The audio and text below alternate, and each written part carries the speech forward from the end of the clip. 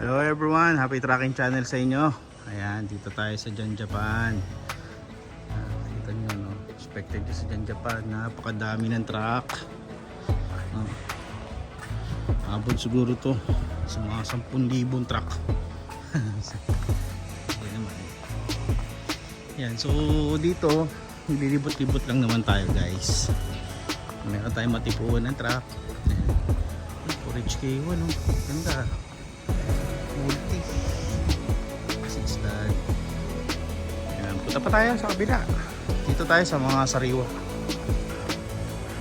Hello everyone, happy tracking sa inyo lahat dyan. Guys, meron ako dito na ispatan, no?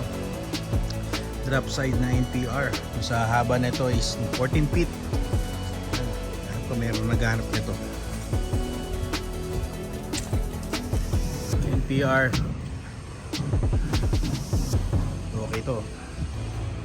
14 feet. 6 stud pa, oh. Yeah, torsion type nga lang. Ay, hindi, molly oh. Molly type. Type flooring nga lang, papalit na lang yan guys. As is. Pa, ilalim mo. So, palitan nyo na lang yung mga kahoy nya. Light materials lang kinarga dito. Yung original na ginamit sa Japan. Sabihin, hindi ganun kalaspag. Pag mga ganito guys, kunin nyo. Yung sariwa. Hindi siya ganun talagang bugbog. Hindi siya ganun kalaspag. Ayan o, 6 feet. 6 feet o. Ganda. Pangalo kayo dito. Oh, 238,902 lang ang tinakbo. Oh, napaka sariwa nga naman talaga. Ayun oh, medyo maluwag-luwag pa naman. Maganda, solid to. So, ibang klase yung ano nyo, susian nyo guys. Oh. Hindi nyo ba?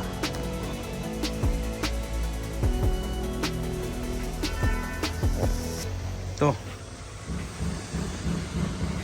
NPR 4JZ1. Medyo sobrang latest na to. 4JZ1 latest na yan guys. 2018 new model.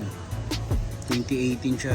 Ayan o, 4JZ1. Panalo kayo dito guys pag kinuha nyo to.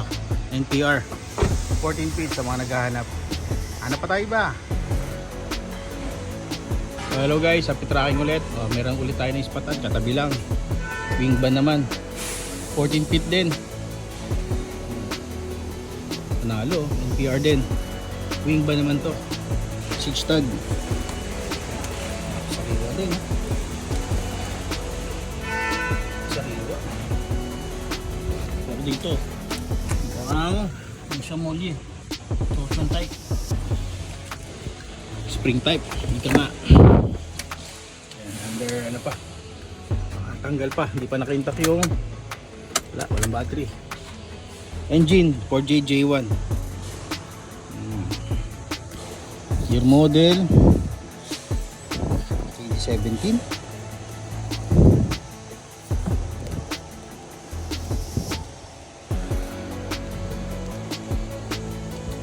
pala. Ayun, medyo kita pa naman kahit konti. 2012 year model, 6 speed din guys. Tingin pa tayo.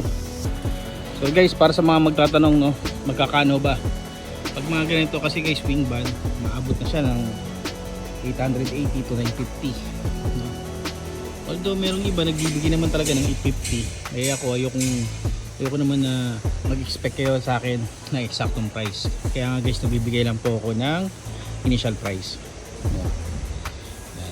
Dito sa Jan Japan, pwede ko naman kunin yung mga last price na mga unit. Eh syempre, nakakaya naman kung panay tanong lang ako, sabay wala namang pupunta, di ba?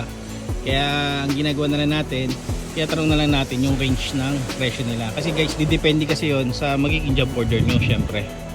Saka nakakaya din kay manager kung tanong ako ng tanong ng presyo, sabay wala namang bumibili, no? Kaya much better guys na pag meron kayong makitang video makita kayong na ma-spot ako sa video maganda, right away puntahan nyo. Dahil hindi lang din naman kayo yung bumibili at naghahanap ng mga truck na hinahanap nyo. Marami din mga kalaban na gusto makabili din dito.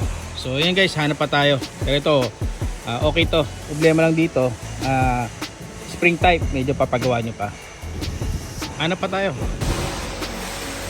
So, dito, ang ganda oh. Good leader oh.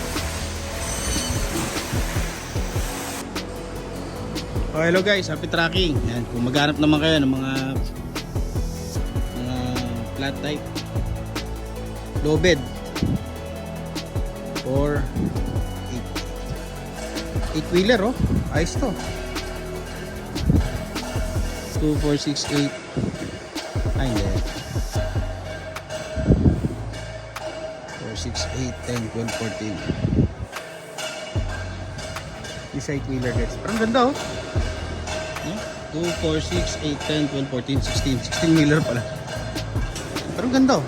Ayan, kung naghahanap kayo dito yan sa Jan Japan.